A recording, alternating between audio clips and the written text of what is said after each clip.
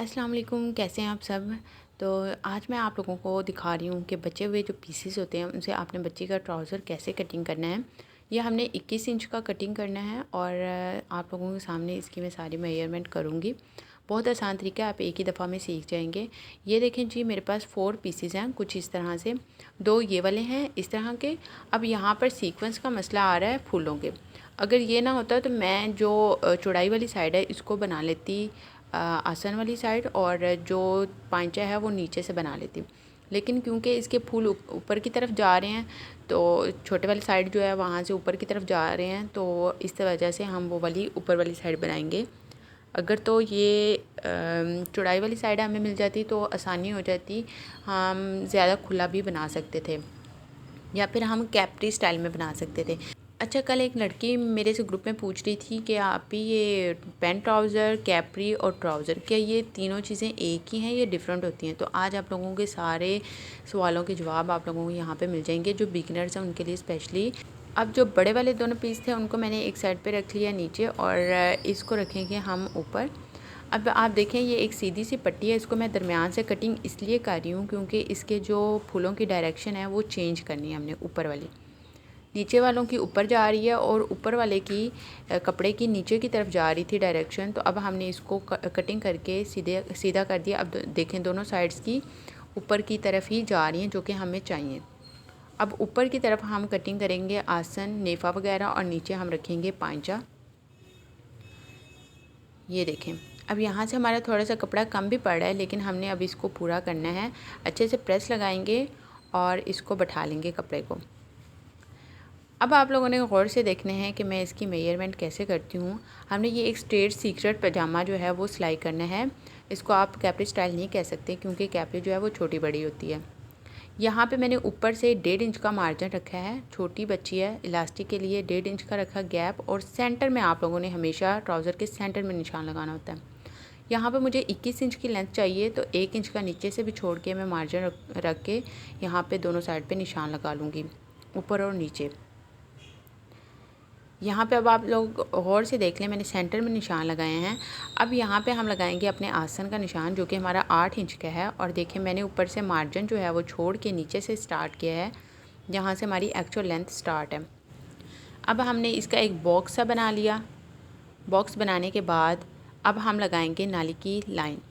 ये देखें, नाली वाली जो सिलाई होती है वो हमने किस तरह से लगानी होती है ये मैं आपको समझा देती हूँ। सबसे पहले हम लगाएंगे पांचे की मेजरमेंट का निशान। हमें पांचा जो है वो 5 इंच का चाहिए, तो 5 इंच का अगर मैं हाफ़ करूँ तो वो 2.5 इंच का होता है। ये देखें, 2.5 इंच का। अब आप लोगों ने जहाँ हमने सेंटर में निशान लगाया था वहीं पे आपने 2.5 को इस तरह से रखना है।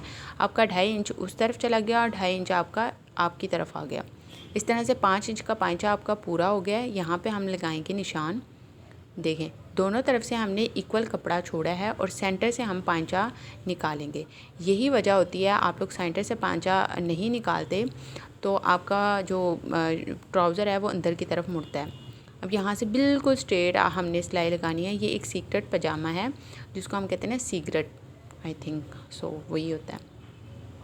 अब ये देखें, सीधी मैंने एक सिलाई लगा ली है। कोई यहाँ से आड़ी तिरछी नहीं की क्योंकि बच्ची की है, तो आप इस तरह से लगा सकते हैं। अब यहीं पे हमारी साइड वाली सिलाई आएगी, तो यहाँ से हमने सिलाई का मार्जिन छोड़ के, देखें लाइन से मैंने थोड़ा सा सिलाई का मार्जिन छोड़ा है 2 सूत के करीब, और फिर हमने यहाँ पर इस तरह से निशान लगाना है।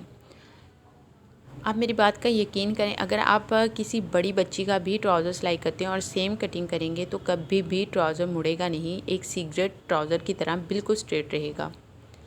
अब हम लोगों ने यहाँ से कर्व देना है थोड़ा सा, बिल्कुल यहाँ जो आपने निशान लगाया हुआ है ये आपका 2.5 इंच का वक्फ़ा होना चाहिए, और फिर आपने इसको एंड वाली लाइन के साथ मिला देना है, नीचे वाली के साथ। अब हमने देखना है यहाँ पे हमारी जो थाई है वो थी 9 इंच की, और ऊपर से आपने जो नेफ़े का रखना होता है, वो अक्सर लड़कियाँ पूछती हैं कि कितना रखें ऊपर से नेफ़ा, उसकी चौड़ाई कितनी होनी चाहिए। तो अगर आपकी थाई 9 है तो ऊपर आपका 2 इंच कम करके 7 हो जाएगा।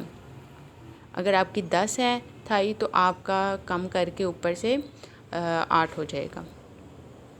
तो ये थी हमारी सिंपल सी इसकी मेजरमेंट। कोई वो नहीं है, बच्ची का ट्राउज़र है तो बचे हुए कपड़े से आप लोग बना सकते हैं। अच्छा, जो कैप्री होता है वो छोटा बड़ा ट्राउज़र होता है, वो आपको छोटा बड़ा कटिंग करना मैंने इतनी दफ़ा सिखाया मेरे चैनल पर, आप लोग देख भी सकते हैं। और वो कैप्री स्टाइल होता है, स्ट्रेट वो भी रहता है, स्ट्रेट ये भी रहता है। और जो ये होता है इसको कहते हैं सिगरेट ट्राउज़र, और ये स्ट्रेट, इसको स्ट्रेट ट्राउज़र भी कहते हैं। और जो होता है ना पैंट ट्राउज़र, वो अगर आप ये साइड वाली कटिंग नहीं करते तो ये आपका पैंट ट्राउज़र होगा। ठीक है, अब आप लोगों को आई होप कि समझ आ गई होगी मेरी बात। साइड वाली ये कटिंग करना बहुत ज़रूरी है। ये कटिंग अगर आप नहीं करते तो आपका ट्राउज़र बार बार अंदर की तरफ खिंचता है और झोल पड़ते हैं।